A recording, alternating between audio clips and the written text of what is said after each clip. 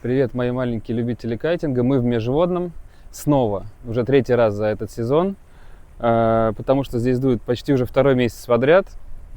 Кайф, можно приехать с учениками и записать, может быть, какой-нибудь снова обзор на F1 Trigger от Brainchild, наконец-то. Это третий бренд уже, который я потестирую с этой технологией. Это девятка, пятибаллонная. Кратко пробежимся по знаменитым брейнчайлдовским рюкзакам. В отличие, например, от харлемовских, этот рюкзак, кстати говоря, меньше, потому что у меня восьмерка, и рюкзак там побольше. В целом, здесь он более компактный, но такая же загрузка сверху, никаких молний, как на рюкзаке Редин, который самый лучший из этих всех рюкзаков, так скажем. Ну окей, мы знаем, что Харлем и Brainchild дорабатывают свои продукты по мере выхода их на рынок. То есть они не ждут, когда обновится там полностью через 2 года шейп или растроповка. Они потихонечку допиливают там клапан где-то, еще что-то, может баллон потолще сделают внутри. Рюкзаки делают сейчас со спинками. Вот мы ждем пик, когда наконец приедет. Мы его последними потестируем, видимо, на этой планете. Но благо есть вот триггер, интересный кайт. У 2 человек пока их видел в России. В Крыму, в России, кто как. Попросил у хозяина насос на F1, он говорит, не надо. Здесь клапан такой же, как на Харлеме, наверное, да, такой же, как на Харлеме, потому что у Редина все-таки свой клапан они вставили. Поэтому насосом дуатон мы накачаем, но здесь в наличии, так же, как и у Харлема, в комплекте вот здесь вот идет переходник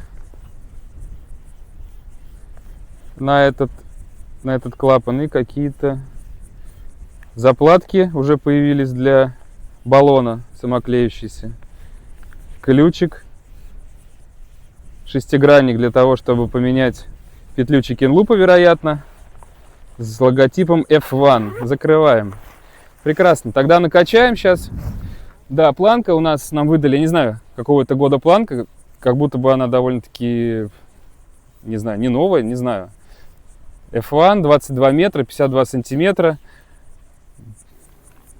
Ну окей, тут, надеюсь, планка никак нам не помешает. Верхнее расхождение здесь какое-то, конечно же, у F1, потому что тоже верхнее расхождение на большинстве кайтов.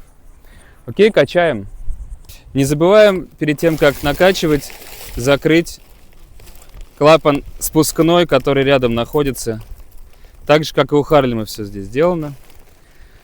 Прямые трубочки, другая лишь вот этот ковер для защелки перепускного клапана. Качается также в этот клапан, так же, как и Харлем. Не так уж сложно, но не так легко, как в открытый клапан дуатона. В целом, я уже привык. Плюс большой этих новых кайтов с тонким передним баллоном, что даже тринашка и даже пятнашка, качаются довольно быстро. Потому что мы недавно качали старый дуатон с толстенным баллоном, Конечно, в этом класс, потому что тонкий передний баллон еще и позволяет очень быстро и легко накачать кайт. Прикольный цвет, кстати, вообще. Такие переливы. Вау! Так, сколько написано? 10 PSI. Супер! Качаем 10. 10 хорошо. Чуть с запасом. Супер, супер. 5 баллонов. Только центральный, точнее посередине поперечный, имеет защелку для самоспасения условного. Остальные не имеют. Как на драйве. Передний баллон вполне себе тонкий в стиле Brainchild. Уши загибаются ласково.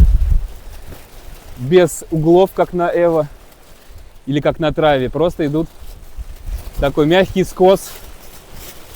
Возможно, как на пике, не знаю, не видел вживую.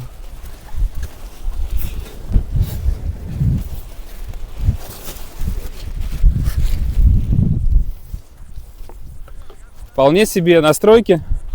3 штука. Будем кататься на средних. По поводу растроповки. Кстати, я, ничего про этот кайт тоже не читал.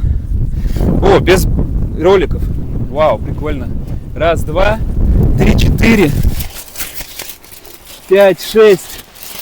6 точек по 2 разбросанные. 2, 2, 2. 6 точек, вполне себе. Такие же, как на Харлеме, латки.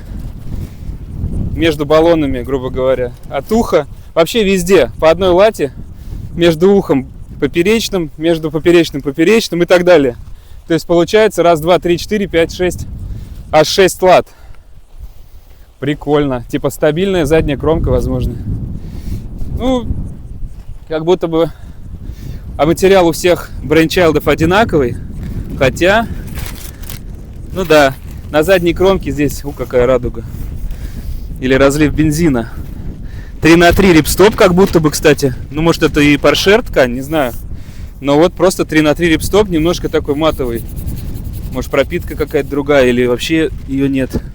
А здесь, ну, вот то, что обычно Brainchild, Porsche, я так понимаю. Ну да, задняя кромка, кстати, не хилая. У драйвов такого точно нету.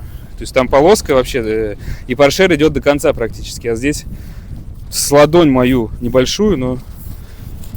И она идет вплоть до... То есть 2 баллона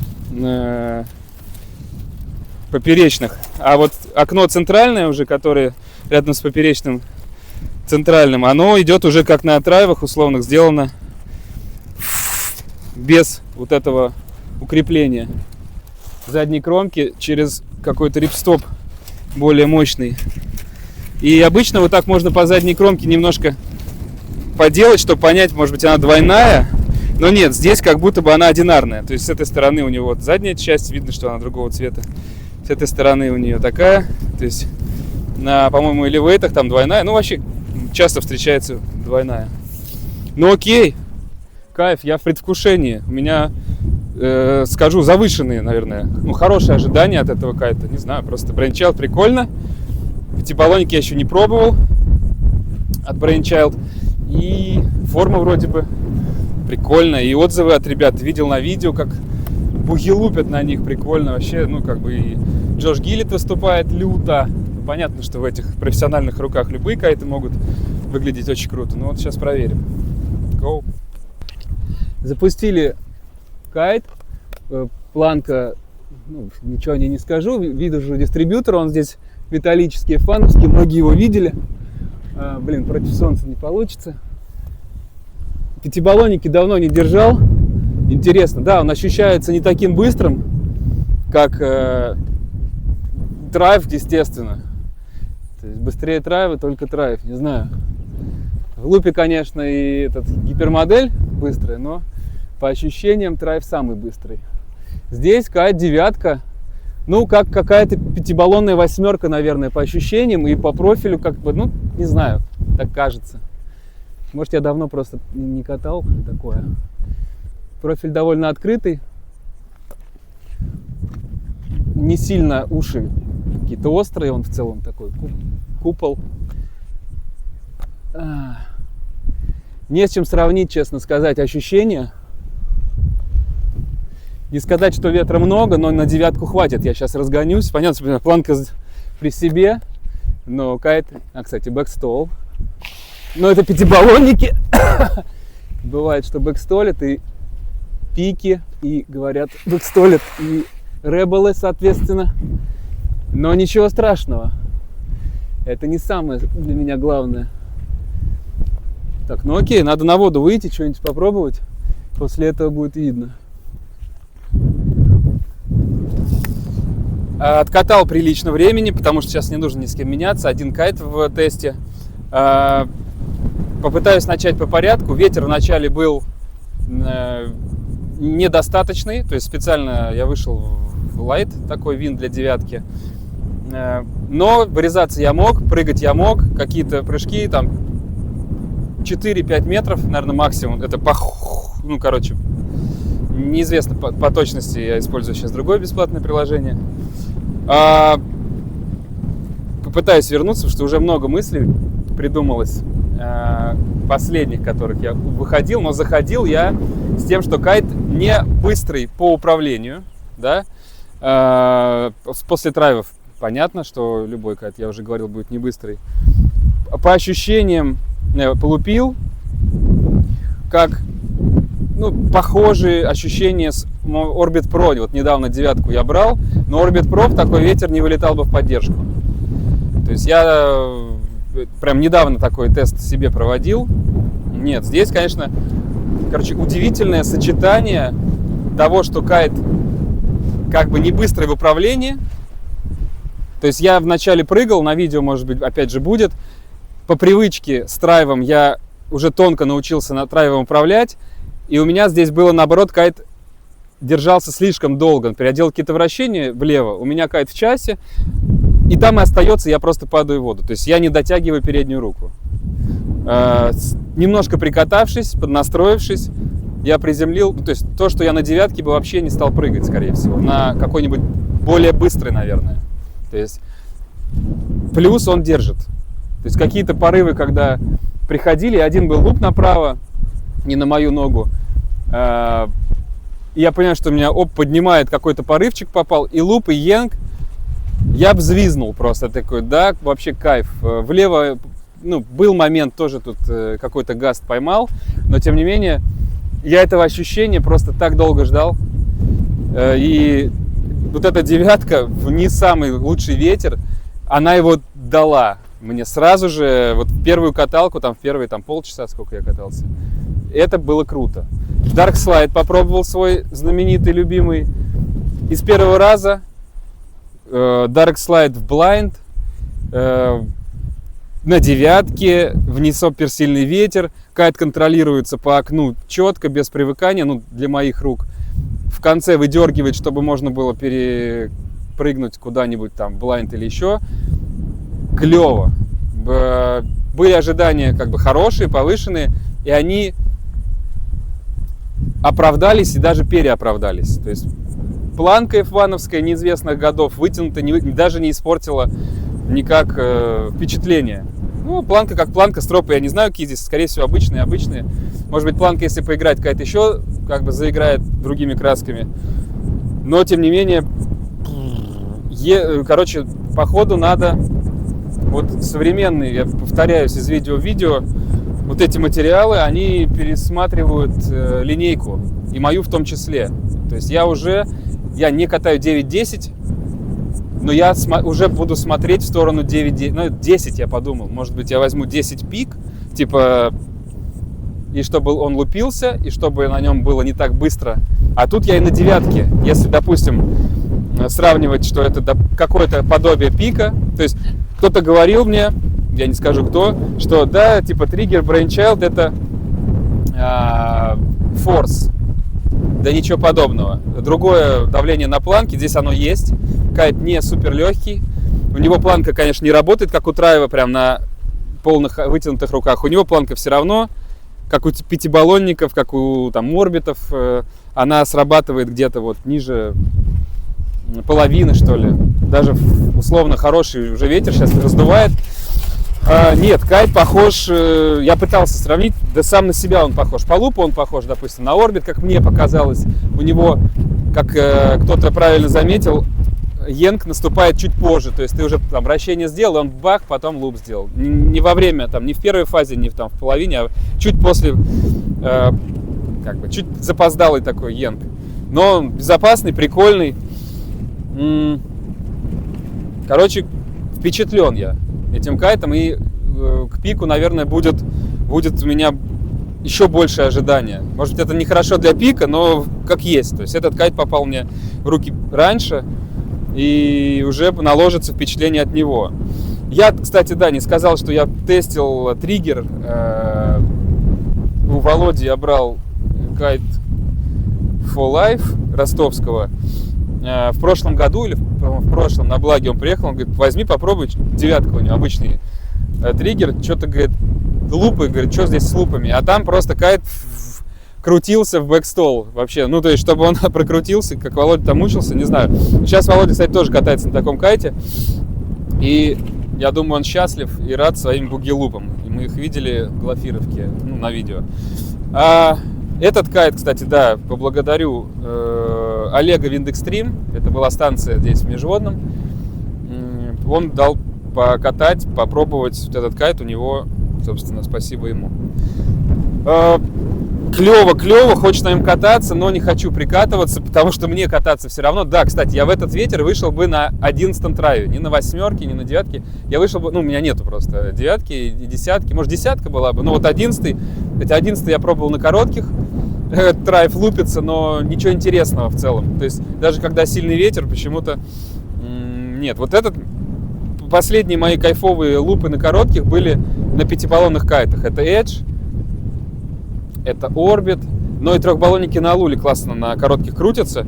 Попробую сейчас, если ветра хватит, хоть как-то получить какие-то впечатления, ощущения, потому что был момент, что я на вортексе на длинных, на 8-ке не мог, ну, прикольно что-то прыгать, лупить, а на коротких уже в такой ветер он мне доставлял, ну да, там лупы на 2 метрах, но они с таким прикольным ощущением, что кажется, что ты там просто под собой кайт крутишь, конечно, это не так.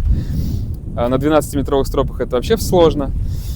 Попробуем короткий сетап, потому что кайты у меня не забирают, мне дают возможность на нем чуть больше покататься, мне очень интересно.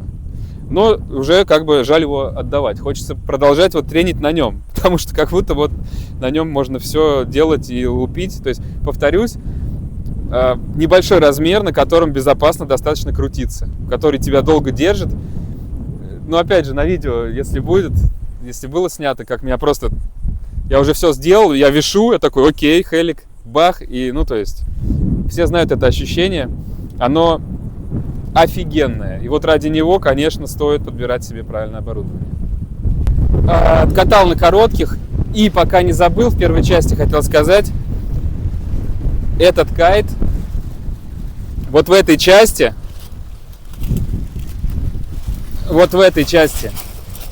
и стоит с этой стороны, издает постоянно звук, как, ну, дрон, короче. Как какой-то шмель, жук, дрон, я не знаю, в общем.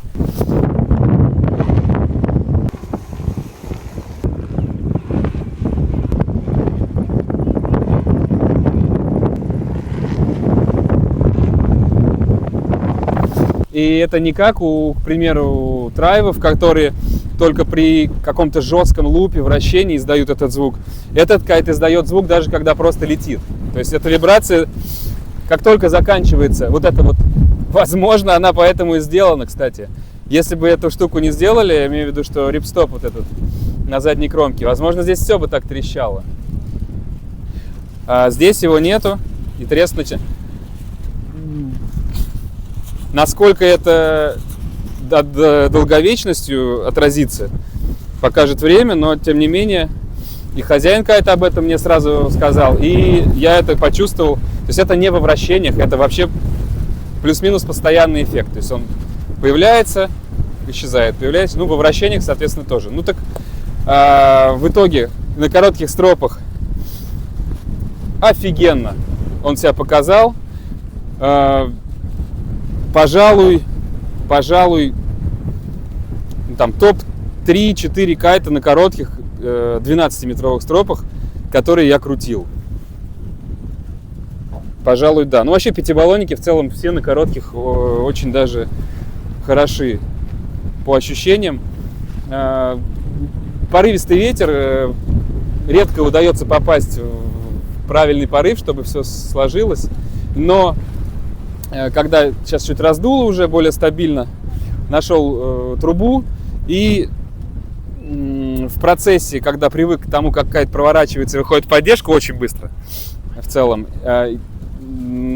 нашел положение планки, при котором, ну, то есть я привык и стал кайт замедлять чуть-чуть. То есть когда я понимаю, что мне хватает высоты, я могу немножко отпустить перекос планки, чуть от себя отодвинуть ту же планку, чтобы кайт как бы дольше или там условно ниже прошел, короче говоря. Все контролируемо. Похоже, ну, то есть по поведению и комфорту было на вортексе, но вортекс меньше енкает, конечно же. Этот кайт с енком, да. И чтобы все скомпилировать, Я не тестировал этот кайт, соответственно, в сильный ветер. То есть я не знаю, какая будет у него топ-энд, как он, ну, то, что он поднимать высоко будет, как будто очевидно. То есть у него даже в средний ветер уже вот этот lifting hang time, такой второй этаж, вот этот вот, все у него уже прощупывается, прослеживается. Интересно, конечно. Ну, то есть обосрусь ли я в сильный ветер, потому что можно кататься замечательно в средний, слабый, есть такое.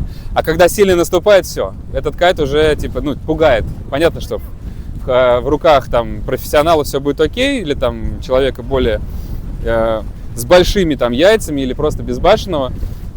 Но, например, меня там какие-то кайты могут испугать. Что касается там сравнений и тому подобное, вообще весь Brainchild, который я пробовал, это по сути Drive, вот этот триггер сейчас и Redin, все разные кайты. Ну еще Force, да. Все разные кайты, это прикольно, почти все достойны, ну то есть Force я не рассматриваю как интересный кайт, по моему мнению, исключительно. Все остальные кайты имеют место быть. Мне ближе всего из этого, ну, Drive и вот этот триггер офигенный. То есть, конечно, в ожидании пика. Помешает ли этот пули ролик, потому что здесь прямое управление, или наоборот даст какого-то, наоборот, вариативности в депауэре, то есть, или там подстройки купола по ветру. Ну, короче, надо смотреть. Я в замешательстве в неком удивлен, прикольно, интересный кайт. И хочется, вот, пожалуй, тоже тут надо понимать, что это, вот в моем понимании, классный кайт. Я, наверное, там, выше среднего уровня там райдер, и у меня есть свои запросы. Мне может быть скучно на некоторых там трехбаллонных моделях сейчас уже, потому что вот если ты выйдешь там учиться лупам, например, то лучший кайт это Drive. То есть это не страшно, это не больно, его многие выберут. Это реально выбор будет очень большого количества райдеров. Райдеры, которых вы увидите сейчас, которые будут кататься на пике, и они выберут пик, это скорее райдеры более продвинутые, там, моего уровня или там выше, которым нужны либо экстрим, чтобы был янг, чтобы было больше высоты. Они уже там не боятся и этого янка, и высоты, и, допустим, более какой-то тяжелой планки, более медленного в каких-то аспектах кайта. Поэтому это все очень индивидуально и надо пробовать. То есть есть и такие, кто и новички, кому понравится пик, или там пятибаллонный триггер, или орбит, или все что угодно, Rebel там, неважно. Дело вкуса. Лично мое предпочтение, я думаю, что уже прослеживается некая нить. Я хочу, вот, пока еще не понимаю, пересмотреть свою линейку в пользу пятибаллонного кайта, возможно, размера 9, 10, 11. Вот 9 я даже не рассматривал, после этого как будто я стал смотреть, но я и восьмерку хочу сохранить. Не знаю пока. Нужно пробовать, желательно в разных размерах, потому что каждый размер в определенном шейпе может по-разному себя проявлять. Поэтому пробуйте, ищите, как жди когда. Сейчас мы перепишем. Ищите, во что бы это ни стало, и ждите, несмотря на... Давай, погнали. Здесь. Как жди меня. Ищите, во что бы это ни стало, и ждите, несмотря ни на что. Это про кайты тоже.